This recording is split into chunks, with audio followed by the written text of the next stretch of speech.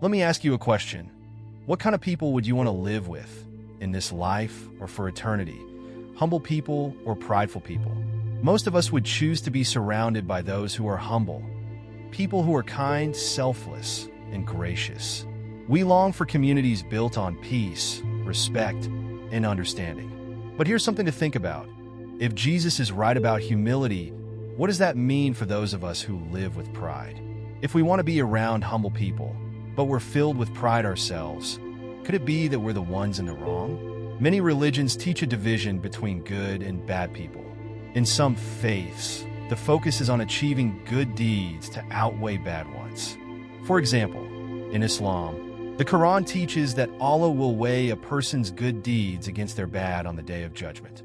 Hinduism emphasizes karma, where good actions lead to good outcomes and bad actions lead to negative consequences. Buddhism concept of good versus bad.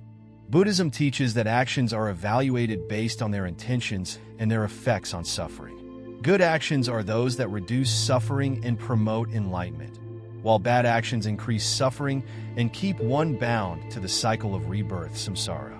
The path to enlightenment involves ethical conduct, meditation, and wisdom. Judaism concept of good versus bad. In Judaism, the focus is on following the mitzvot commandments given in the Torah. Good deeds align with these commandments, and adherence to them is believed to bring one closer to God and ensure blessings. Bad deeds are those that violate these commandments and lead to consequences both in this life and in the afterlife. In these beliefs, the goal is often to do enough good to earn a better state of being, whether that's paradise or a higher rebirth. But Jesus offers a different message. He didn't divide people into good and bad. Instead, he often spoke about the prideful versus the humble. He taught that it wasn't just about outward actions, but the condition of the heart. In Luke 18, Jesus tells the story of a Pharisee and a tax collector. The Pharisee, filled with pride, stood tall, thanking God that he wasn't like the sinners around him. He believed his good deeds made him righteous. But Jesus wasn't impressed. The tax collector, on the other hand, stood far off, not even daring to lift his eyes to heaven. He knew his sins. He knew he was broken, and all he could say was, "God, have mercy on me, a sinner." Jesus said, this man, the humble sinner, went home justified before God, not the prideful Pharisee. Unlike many religious teachings that focus on the division of good versus bad, Jesus focused on the division between pride and humility. Pride blinds us to our need for God. It makes us think we're enough on our own, and that's dangerous. In Proverbs 16, verse 18, we read, "Pride goes before destruction, a haughty spirit before a fall." Pride creates walls between us and God and between us and others. It leaves no room for growth, for grace, or for the help we all need.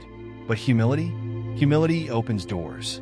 It allows us to recognize our limitations, to see where we need God's grace, and to live in harmony with those around us. Jesus put it perfectly in Matthew 5, verse 3. "Blessed are the poor in spirit, for theirs is the kingdom of heaven." Being poor in spirit means we realize we can't do this life alone. We need God. We need each other. And Jesus didn't just teach humility, he lived it. Even though he was God, he humbled himself, becoming a servant. He washed his disciples' feet and ultimately gave his life on the cross for all of us. If Jesus, the King of Kings, chose humility, how can we live any differently? James 4, verse 6 tells us, "God opposes the proud but gives grace to the humble." Think about that. God opposes the proud. If you're walking in pride, you're walking away from the grace that could change your life. Other religions often measure righteousness by deeds, how much good we've done versus how much bad. But Jesus calls us to something deeper, the heart behind those deeds. Pride says, "I'm good enough on my own." Humility says, "I need God's help." So, let me ask again, do you want to live surrounded by pride? Or would you rather live in a world of humility, where grace flows and people lift each other up? Because if you want to live with humble people, but you're filled with pride, maybe you're on the wrong path.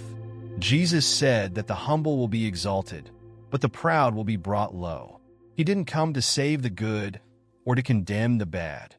He came to show us that humility leads to life and pride leads to destruction.